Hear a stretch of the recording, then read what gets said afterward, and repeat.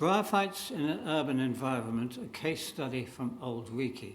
Well, before I start, I have to say bryophytes are essentially very different from higher plants. And we've just heard two talks about hybridization, which is it does occur in bryophytes, but it's extremely rare. Indeed, I tried to work on one that I thought was a hybrid situation, and I failed to prove it. But I speak to you as a naturalist and a citizen scientist because I have hardly ever been paid for doing any work in bryology. So if you should ask me about long-chain hydrocarbons and the classification of Rhododendron phaeochrysum, I could give you a professional view. So what the view I will be giving you is very much as one of you. So before I go much further, I have to say that I am a list maker. And I have had the comment, so you are extremely diligent in what you do, but so what? And my reply, John, is give me the grace to counter that charge. And of course, I mean John Grace. And to you, I thank you, John, for actually launching this conference and before it, the project on which it is based. And this gives me a different view on my list making. So you must remember that bryophytes are very small. And for that purpose, the study of bryophytes is much closer and personal than it is with flowering plants. So that is number one. Number two was that we aren't really looking at hybrids. Number three is that we aren't, on the whole, looking at aliens or neophytes because, as far as we know, there are very few. And the reason for that is that long-distance dispersal by spores in air currents is the usual method of dispersal, and that can occur over several thousand miles. So, in fact, the balance of the talk has rather different feel to it than it would be with higher plants. So some might consider that urban ecology is not worth the candle. After all, our cities are anthropogenic deserts. We have destroyed so much of what was pristine land supporting vegetation that it evolved since the last ice age. And what we could not exploit, we have polluted and constrained into oblivion. I think this comes out from Senecio in some ways. So let us look at our opening image. So this is typical of Edinburgh. What you see is a public park. This is Inverleith Park. And this is an artificial pond built for model boats. And the green grass in the background is the pitch on which the first Calcutta Cup was played. And on top of that, you see a wall and a nice street. So this is an extremely artificial environment that extends, as you can see, through the urban aspects of Edinburgh, with the spire of a church in the background. So, indeed, what is my reason for lecturing to you today? Well, I ask you to look at the problem of the urban environment and think not what we have destroyed, but in which ways the bryophytes have actually exploited what we have offered.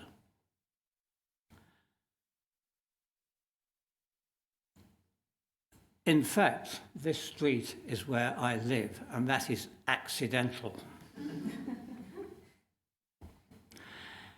And yet I, as a lifelong committed naturalist and citizen scientist, can find meaningful bryological questions if I stop to consider just how they have exploited the totally artificial habitats that we have created, in that we have the essence of urban ecology. So we heard this morning exactly what that means in terms of the colonization of built structures. And indeed, in discussion, I can see just how this relates to Edinburgh. So let me give you one of the do's that I have learnt in doing urban ecology. And this is, explain carefully what you're doing. There might be a cup of coffee in it. So this is an urban garden. Its size, as you see, is roughly 1.2 times 10 to the 3 square meters. So we have to look at trying to determine the diversity of Edinburgh in terms of scale and what we could do at different scales. So why do I choose this garden? Because firstly, it is mature. And those trees are so mature that the trees are on their very last legs. But this makes them interesting. What we see here is what is in that garden. And one of the species, the one on your right, Dicranum tauricum, you would not associate with an urban environment. And on the other side, you've got, you can't see it very well, but it's a collection of different bryophytes, including Centrichia levipila.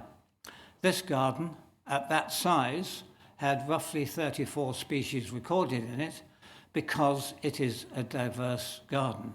So diversity is part and parcel of our discussion on diversity of species.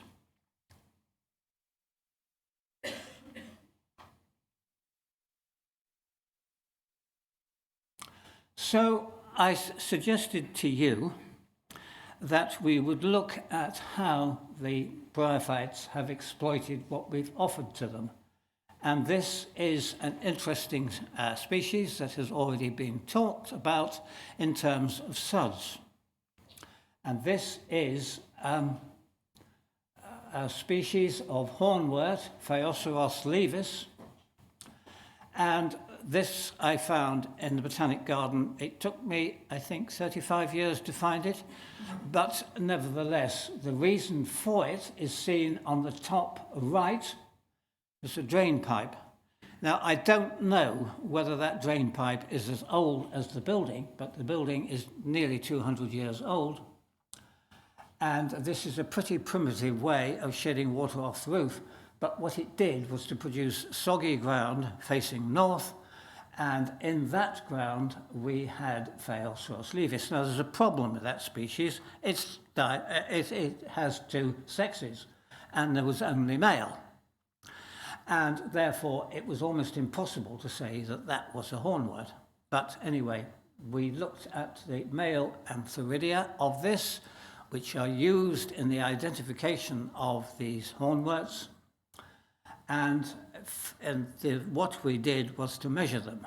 And this is a case of size really does matter.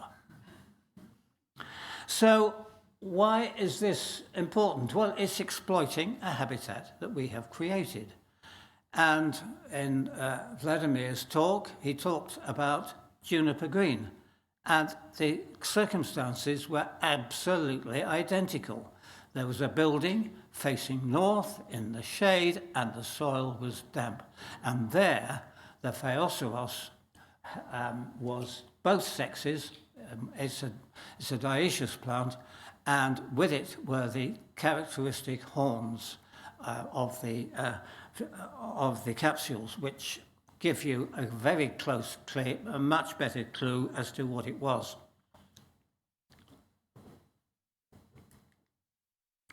So here is another example. If you were walking down that street, would you think of that bridge as worthy of bryological study? And the answer is most definitely yes. Because on the inside of this bridge is wonderful tufa-forming moss called Didymodon tufaceus, which is what the Latin means. And what this does is to extract calcium from saturated water that has trickled through the bridge and through the cement holding the bridge together. And the next slide, there on. You can see Didymodon tufaceus, and here I thank somebody in the audience for the photograph. Chris, this was one of your photographs, and what you see on the tips of it are the calcium being exuded, and this will eventually produce tufa as a hard rock. So here we have a moss which is developed to exploit natural saturated water with calcium, and we see it in the urban environment exploiting what we have built.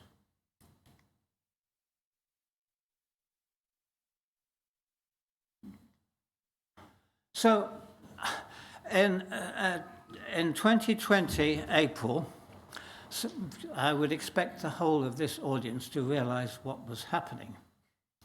We were in the middle of a pandemic, and the words I would use of it was, I came up with the idea of doing a survey, and the reason for that was survival in the times of pestilence. Of course, COVID. If you wish to think where that might have come from, there is a book by Albert Camus called Survival in the Time of Cholera. So I will perhaps come back towards the end of this. I decided that I would do a monad survey across Edinburgh, that is 1 kilometre square, and use this as a way of randomizing the sampling and to give me a better chance of actually getting a proper picture of the Bryophyte diversity across Edinburgh. So these were my aims. Design a strategy to interpret the Bryophyte diversity, identify marker species indicating levels of pollution in air, water and soil, assess the influence of edaphic factors on species distribution across the city, identify species indicating microclimatic variation across the city, and provide a data set to allow analysis for comparison nationally. And the issues, as I said, was to provide an achievable randomized grid to cover the city adequately and be prepared to adjust the scale of the grid to provide meaningful analysis. And this is what we get. This is a totally diagrammatic view of Edinburgh, telling you just how many species per kilometre square there are in the sample. And I started off with 77 in central Edinburgh, extended to 146. So we have something like 5,650 records over the 146 monads.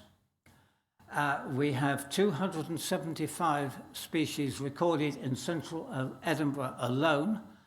And for those who know anything about bryophytes, that number of species would be really quite good to record in much of Britain, not, I have to say, in the west of Scotland, but you have to remember we are in a city of 530,000 people. what this does show is where the areas of maximum diversity are, and you will notice the black squares, one of which is 2, 4, 7, 5 there, and that happens to be the Botanic Garden. I'm not going to go into exactly what that is because that's a lecture in itself. There's a diagonal across the diagram, and that is the water of Leith, which obviously adds to diversity. And then there are clumps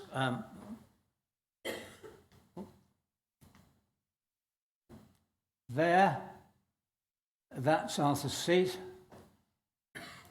That is Corstorphine Hill. This is Blackford Hill. And these are part of the 7 hills of Edinburgh that are of volcanic origin, and much more of that later. You might say that that square is a bit thin. It's got 17 species in it, and I did try to get into Leith Docks and completely failed because I had not the right excuse so to do. Didn't push it too hard, I have to say. So how do we analyse the results of this massive data set? And I turn to this gentleman, Heinz Ellenberg, who was one of the major people who attempted to quantify attributes of plants in terms of their ecological preferences. So there is somebody in the audience, Chris Preston, who knows much more about what he did for bryophytes in Britain, and to him I'm eternally grateful, and I have started to discuss with him just how you can use Bryoatt, which I believe was inspired originally by Heinz Ellenberg. And I want to talk about one species in particular, because this covers quite a lot of the ground that I have already mentioned. And this is Bryum pallescens. This is rated as heavy metal 4, and the question is, where was it in Edinburgh?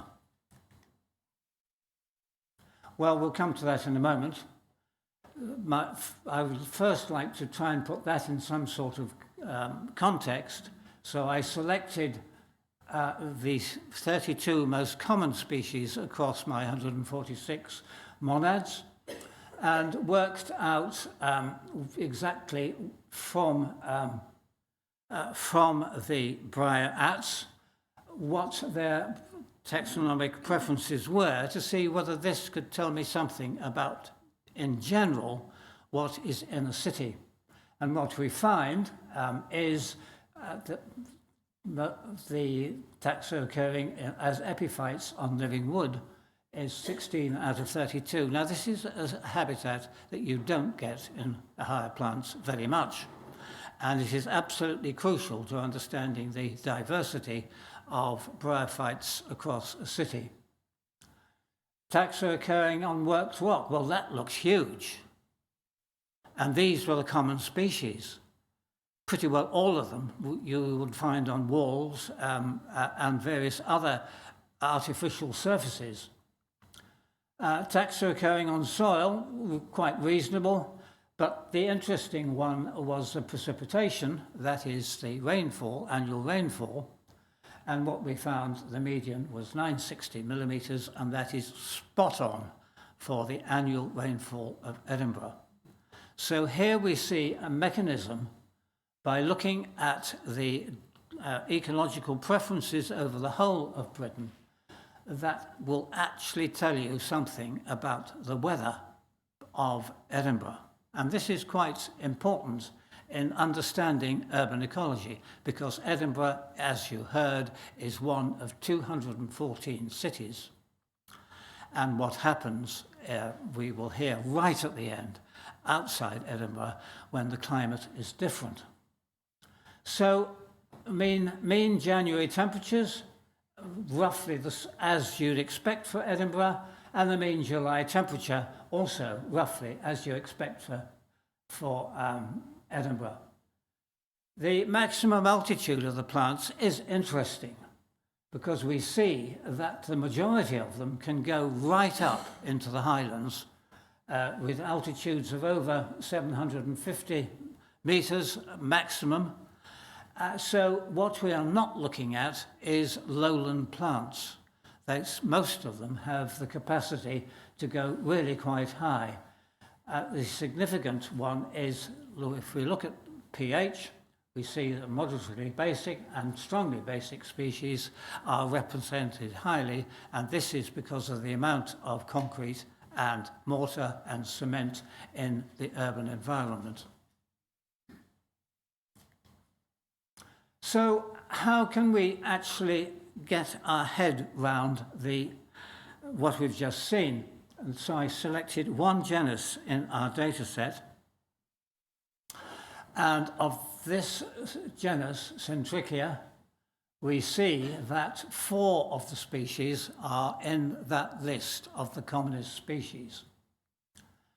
And if we start looking at the Ellenberg ratings, we see that we see roughly what is happening. I can't mention it all, but I have added one species which occurs within 10 miles of here in the Pentlands, so that you can see the effect of using a Bryoatt analysis, and that is Centrichia princeps. Now this occurs at about 1,000 feet on an area which is of higher rainfall in the Pentlands, and it is on rock ledges on Logan Burn. So this is definitely not urban. For a start, its minimum altitude in Britain is 200 metres, and there's not much of Edinburgh that is above 200 metres. So if we look at Centrichia latifolia, what we see is ELF, which is dampness, and this is a species that occurs on roots by rivers in the natural environment. But why in the city is it always found in tarmac? Now you might have thought tarmac being poisonous because of hydrocarbons, but I cannot give you a reason why in the urban environment it will be found in tarmac. And as you see, it was 38 out of the 77 in central Edinburgh where it was. I think it's something to do with water accumulation and holding water, whereas the surrounding flat surfaces of concrete and of walls would drain very quickly. We will come back to that species right at the end of the talk. Centrichia montana is interesting because it has an ELF1, which means that it's a very dry rock. Its natural habitat in Edinburgh is on sun-baked rock surfaces and Arthur's Seat, but it does also occur on man-made walls. So we begin to see a picture of what this means by using these different parts of what appears in Bryoatt. I haven't got time to go through all of them, but that was just to give you a taste of what that sort of analysis can do. So here is a picture of them. We have Centrichia montana, we have Centrichia papillosa, which is, we'll hear about just in a moment, and Centrichia ruralis and Centrichia latifolia.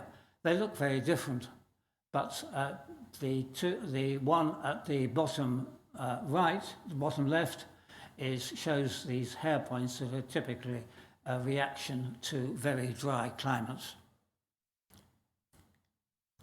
So how do we analyse the data matrix?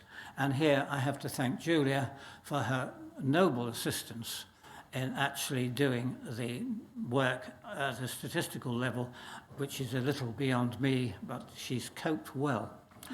One of the ways that we can look at this data matrix is to say, let us look at the species in each individual monad and see how they are linked by the common species in them. And what we see here are two, I will talk about two bunches, and I'll start with this one, 2E, and this one, which is a bit puzzling, there, 1A. So this is a cluster of monads, both of these are clusters of monads that have relatively common species in them. Species common to them, not common species. So this is what happens when you actually plot those groups of monads onto the diagram that you saw first. And you see here the pale blue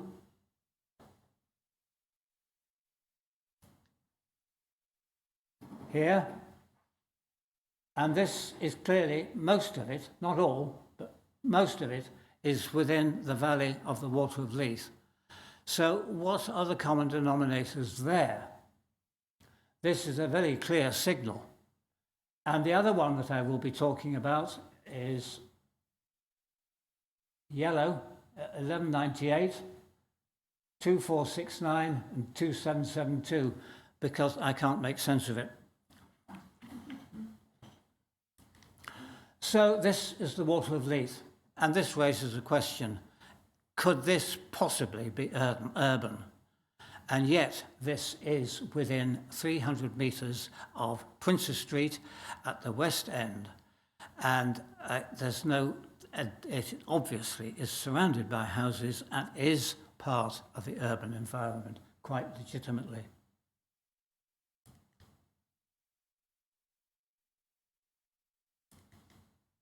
So here's a species that brings us back into the discussion that we had this morning about the urban island effect.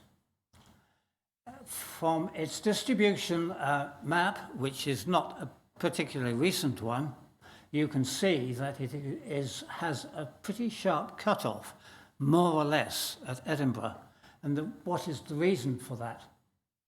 Physidomus crassipes is a relatively common species in southern England, and nobody would look twice. But if you're up in this region, you find Physidomus crassipes as a whoop of joy.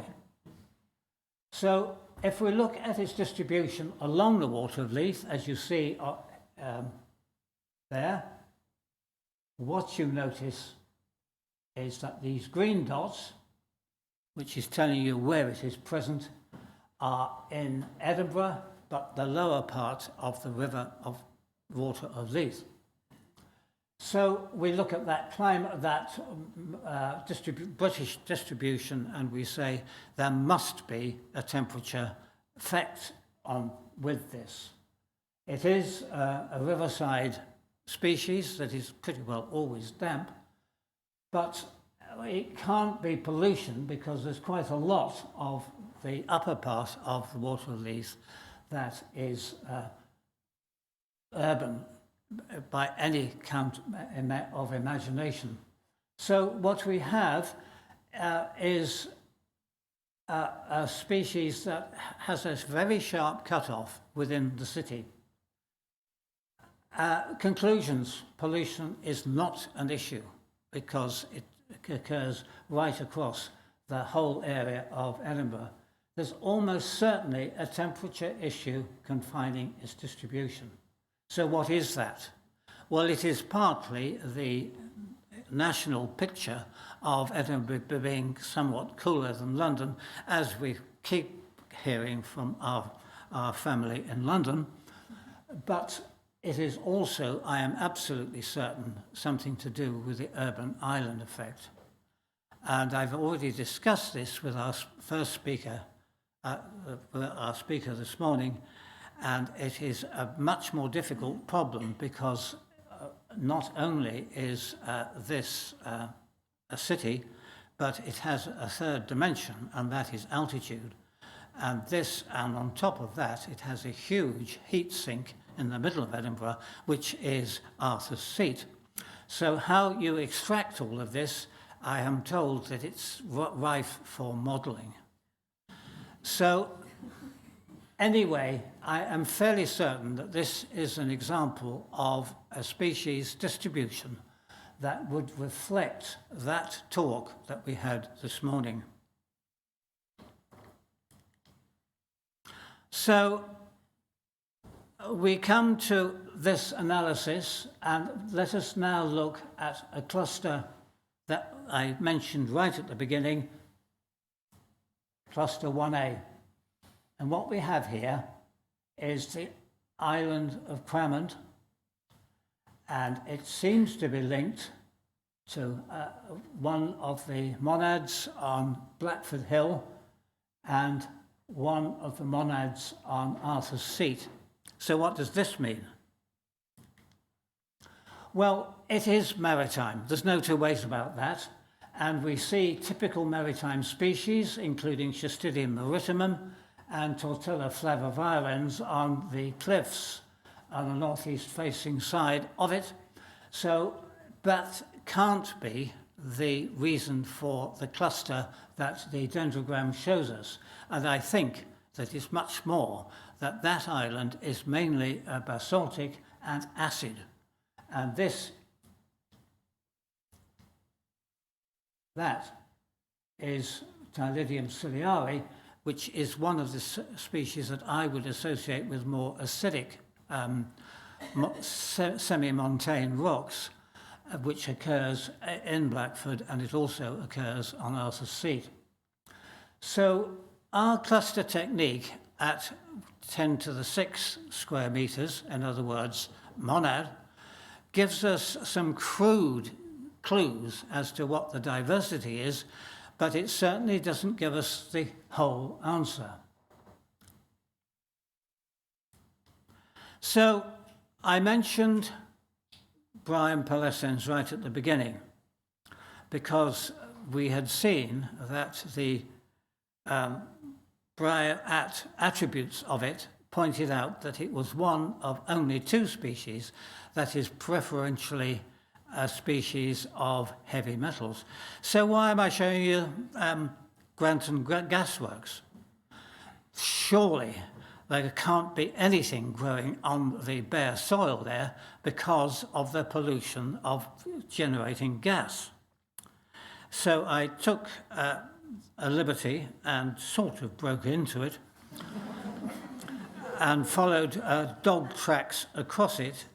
And what did I come across but a huge population of Bryum pallescens? And now we have the reason why. The ground was indeed highly polluted. I won't go into the question that I have been asked in the past, and that is how the plant got there, because it's a bit complicated, but there's a very good reason. And this is the moss. It's really quite pretty. And if you think of that as the product of a single spore that has germinated to produce a protonema, and from that, this cluster of capsules has arisen. And if you look at each capsule, you'll have 250 to 500 spores. So from one spore, in one generation, you've got an enormous increase of potential. So we've talked about soil pollution. So what is this about? Well, it has been mentioned. This is a haar. And for all of this audience will realize just what a haar is, so I don't need to go into it.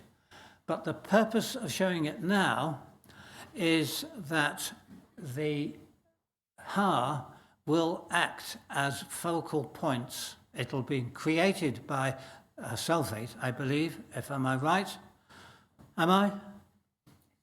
It nucleates water, and it actually it intensifies the Haar, and the Haar washes the pollution out. Now, I would like to digress a little, because I'm talking about a survey that was done in 2003, and I will talk about a citizen science project that I did with my son, aged 11. And what we did was to look at elderberry, and we took bark samples to measure the pH, and we looked at the Bryophyte communities on elderberry across a transect from very polluted to pretty clean air. And we saw Sim, you mentioned St Leonard's, and when we looked at St Leonard's, the bark had a pH of 4.9 and almost no bryophytes. What was there was Ceratodon purpureus, which you don't associate with elderberry. So you went into clean air and the pH rose to about 6.3 to 6.6, and the flora was extremely rich, and what we got were things like Cryphea and exciting things like that. So what we had proved, we thought, was that the more polluted areas had got more acidic, and St Leonard's must have been, in 1985, very acidic. So you, Sim, have showed us that the concentration of SO2 has dropped very dramatically. And by 1990, this was showing up in the Botanic Garden, and this is what has happened. In 1985, you would not have found anything on our azaleas in the azalea bed. And now this is the result. Now, on your left, you will see a species that I think is very pollution sensitive, and that is Frelania dilatata. And I say this because I have been looking for Frelania dilatata since I arrived in Edinburgh in '66, and when I arrived it was extremely rare, and now you can find it in several places in the Botanic Garden. And this is the growth, and behind it you can see the lichens, and they too appeared rather more quickly than the bryophytes as a result of the drop in SO2. So we talk about NOx and NH3. And again, I thank you, Chris, for the most magnificent photograph that I would like to see in any calendar that is produced in the future. The greatness of a photograph is technique, obviously, but it is also the story. So that slight sliver of bark, which is about 6 centimeters long, and when I presented it to you, it was blackish and rather uninteresting. Put a bit of water on, and this is what you find. And this is Centrichia papillosa. And let's look at it a bit closer. What we see here is a species that is well-known nitrophile, and this in Edinburgh, its distribution is quite common, but it's usually on street trees within 10 or 15 meters or 20 meters of a road. And I think this is almost certainly as a case of NOx from exhausts in cars, so I call it tailpipe Johnny. There is something else in the photograph which I have to mention because my wife's here. This is also a very good example of vegetative versus sexual reproduction. And I won't go into that now. If you wish to hear about it, ask her. She's much more voluble on the subject. So this is an indicator. It's an indicator of pollution, but it's not SO2. This is definitely a nitrophile. So will this disappear? And by the time we've completely got rid of petrol and diesel engines, perhaps it will be. So our survey is a key at a particular time and can be used as a reference point for what happens over the next 30 years. So this is a case of air pollution. And let me move on now to water pollution. Now, one of the species that really does characterise the water of Leith, how am I doing for time, by the way? You're beginning to run out. I've got quite a lot more to say. 5 minutes. This occurs right along the water of Leith, and the reason for it is that it's on the clean water of the water of Leith, highly oxygenated. It drops from 404 metres altitude down to sea level in 27 miles, and the water is clear. If you go onto streams around Edinburgh where there is pollution from ingress of sewage, it will not be growing. And I'm fairly certain that this is a very strong indicator of clean water. Sorry, David, somebody's got to go.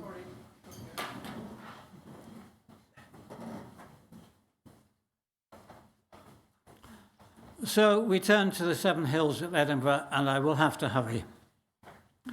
But anyway, these are some of them. And I would like to now tell you Grimm's fairy tale. You may think, what on earth am I on about? And here we have it. This is the graveyard in which the brothers Grimm is buried. And as you will notice, there is an extra one for Grimmia Anodon. And this is the story of resurrection. You may think that the crag in the middle of Edinburgh is one solid lump of basalt, but it's very far from the truth. It has an extremely varied geology, including this area, which we'll now talk about. Now, this is calcium-rich porphyritic feldspar, origin in the middle of the volcano. And this is what it looks like. You can pick it up because of the lichen on the rocks. And the species that I want to talk about is Grimmia Anodon. And I am grateful to another speaker here, Wolfgang, who found it recently and showed it to me in situ. So it was discovered in 1864, declared extinct in 1912, assumed to be due to increased pollution, and rediscovered unknowingly by David Long in 1971. He picked another Grimmia orbicularis, sent it off for checking to Switzerland, and the reply came back, do you realise you've also got Grimmia Anodon? So indeed, it was confirmed recently. If we look at the situation when it comes to associated species on Arthur's Seat, we see a range of very interesting Grimmiaceae, part of my Grimm's fairy tale, that are still there. And what we notice is that when we look at the ecological attributes, particularly precipitation, all but one of them is much higher than we would expect in Edinburgh proper. And if you average those out, apart from Grimmia levigata, they are significantly higher than the rest of Edinburgh. Now, what does this mean? Does it mean that the clouds are gathering around Arthur's Seat? Or does it mean that the rainfall on Arthur's Seat is limited? But using the Bryoatts, we begin to ask what is peculiar about Arthur's Seat. And if we've got a rare species on it that occurs nowhere else in Britain, there must be something pretty odd about Arthur's Seat. So as I move towards an end,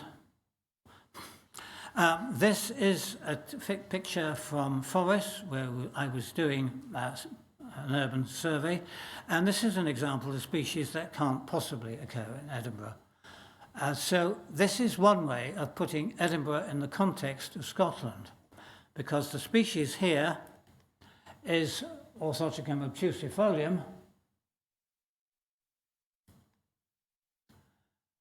on that tree. Now, this is a continental species that occurs in northeast Scotland and again in central and eastern England, and has a highly continental climate, which is not matched in Edinburgh. So we can actually define Edinburgh in terms of what is not there by as much as we can by what is there. Conclusions. Edinburgh is a major conurbation, supports a very diverse bryophyte flora. Some bryophytes exploit anthropogenic features in our townscape. Bryophyte attribute tables provide assessment of habitat preferences.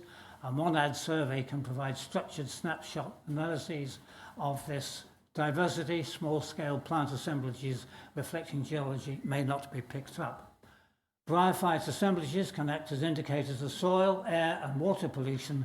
Rarely recorded bryophytes can help to define the diversity hotspots.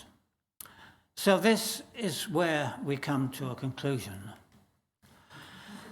You may wonder why I include this, because my wife took this picture, and my reason for it is that should you meet an elderly gentleman in a pose like this, have a care for the bryophytes in the tarmac. Thank you.